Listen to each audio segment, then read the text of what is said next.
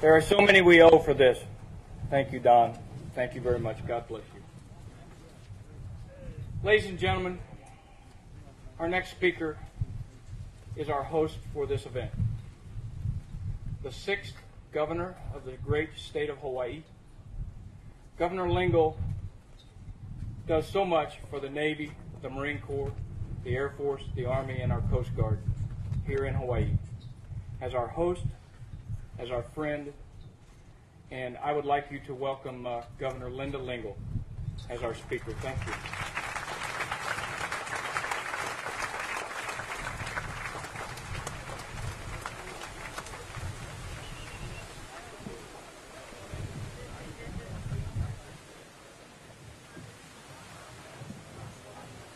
Good afternoon, everyone, and aloha. You heard the kaupu earlier talk about the rain being a blessing, and that's how we view it here in Hawaii. But the bigger blessing for us today is to have the survivors of the USS Oklahoma and to have our friends from Oklahoma back here in Hawaii. I had the great privilege 1 year ago to be here, the same location when we broke ground, and I had even a greater privilege to be able to host our friends from Oklahoma at Washington Place, which is the home of Hawaii's last queen and the official governor's mansion. And I'm glad to see so many of you back again this year. 66 years ago today, the attack on Pearl Harbor forever changed Hawaii, our nation, the world, and the course of human history. That morning's events had an unforgettable impact. Our soldiers and our sailors were selflessly serving our country. They bravely faced the attack, helping those in need and fighting back if possible. USS Oklahoma was devastated, as you've heard, by torpedoes during the attack. Sadly, only 32 sailors were rescued. The brave 429, as we've just heard so movingly by the creator of this memorial, the brave 429 were lost to us on that day, physically lost to us. But their comrades, they were never lost to them. To honor their sacrifice, we've gathered today to dedicate this memorial on the very ground where we believe these sailors swam to shore and where some died. This is hallowed ground. Survivors of the attack who are here today are especially important to this ceremony. Among the survivors, Garla Neslick, who I met at last year's groundbreaking and was able to reconnect with today. Garland was a 19-year-old crewman on the Oki. He was helping a wounded sailor when the ship capsized. Garland was knocked unconscious and woke trapped inside the ship. He waited in a water-filled compartment with 11 other men, not talking or moving, in order to conserve air. It was 28 hours after the attack when the rescuers cut through the hull and saved Garland.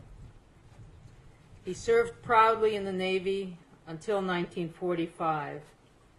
And of today's ceremony, he said, "Getting this memorial is a godsend.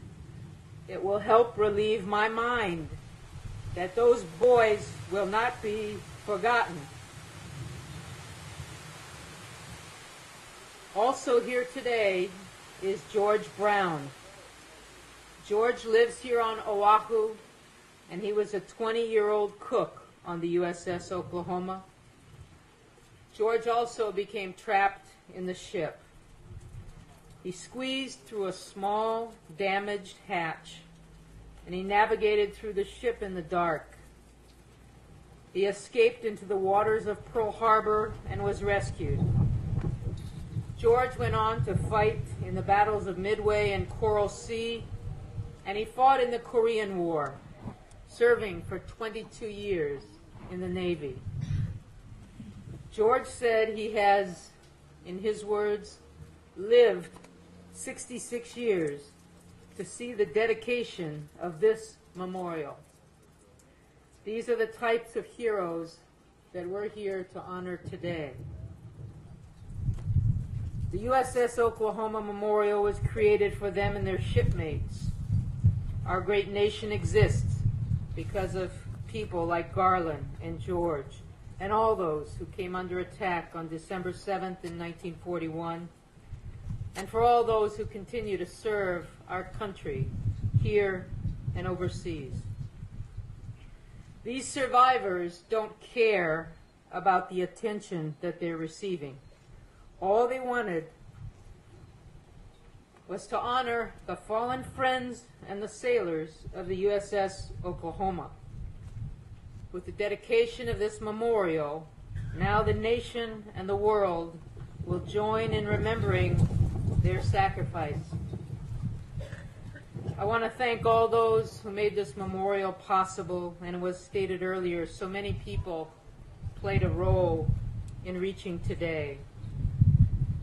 I have prepared 3 commendations for 3 key leaders, and I will give them to them separately.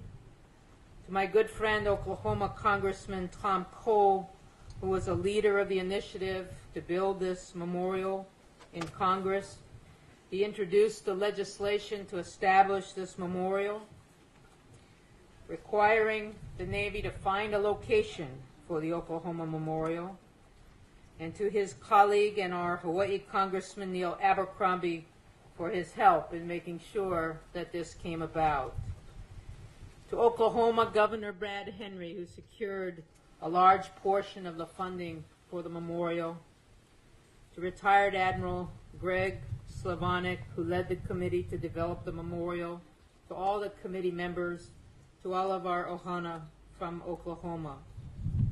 Visitors worldwide come to learn about Pearl Harbor, and now they will learn about the USS Oklahoma and its crew. This memorial will also teach future generations about their sacrifice and this important part of our nation's past.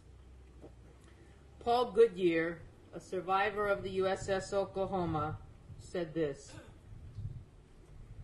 "The memorial is going to be a relief to each and every sailor, but I think the most healing balm will be for the brothers and sisters and the grandchildren of these kids. Today, the healing takes a giant step. Mahalo to you all, and God bless America."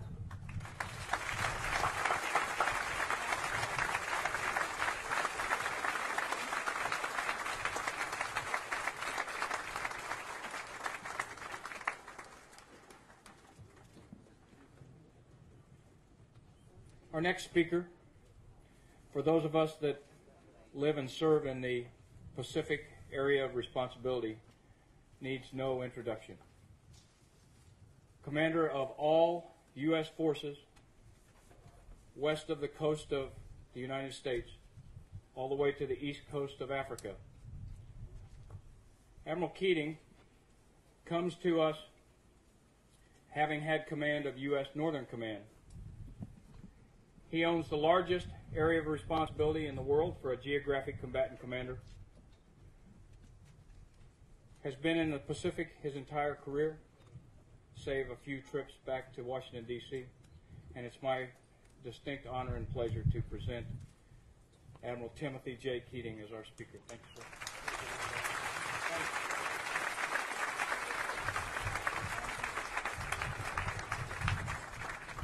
Thank you, Hound Dog, and to all of you, braving the elements, good afternoon and aloha. I will make it clear from the outset, I am not from Oklahoma. But I did a pretty smart thing as a young man, probably the smartest thing I've ever done. I asked a girl from Oklahoma to marry me.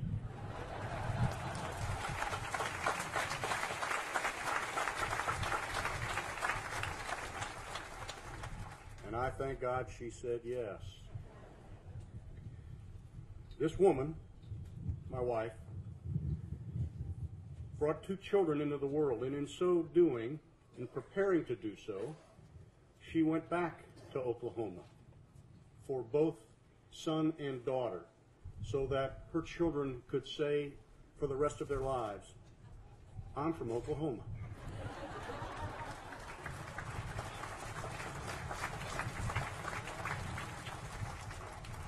Our daughter, Julie, born today, 34 years ago, tells us folks when she's back home in Oklahoma, things just make sense here. There's a lot in those few words. I stand before you today privileged and proud and honored to represent the 300-some thousand men and women in our Army, Navy, Air Force, Marine Corps, and Coast Guard, and our civilians in your United States Pacific Command. We're students of history, and we have paid attention when we heard the stories of pharmacist mate Westfall, who woke up twice on the 7th of December, 1941. First time on board his ship, the USS Oklahoma. He was upside down, it was dark, too much smoke, and he closed his eyes thinking he wasn't going to awaken again. He did a couple hours later, in a sick bay somewhere here on Ford Island. And he said, every day of my life, I think of my shipmates, and there's the word, Rand, my shipmates who saved my life that morning. We've learned the lesson of Chaplain Schmidt, one of Oklahoma City's preachers. That morning, he was about to conduct chapel on board Okie and found himself disoriented, confused, hurt, wounded, and was close to an escape hatch, and his sailors were pushing him out, going, Chaplain, you go first. And he said, no, you guys go ahead of me. About a dozen or so of the chaplain's shipmates got out through this hatch. Chaplain Schmidt was the first man of the cloth to give his life on 7 December 1941.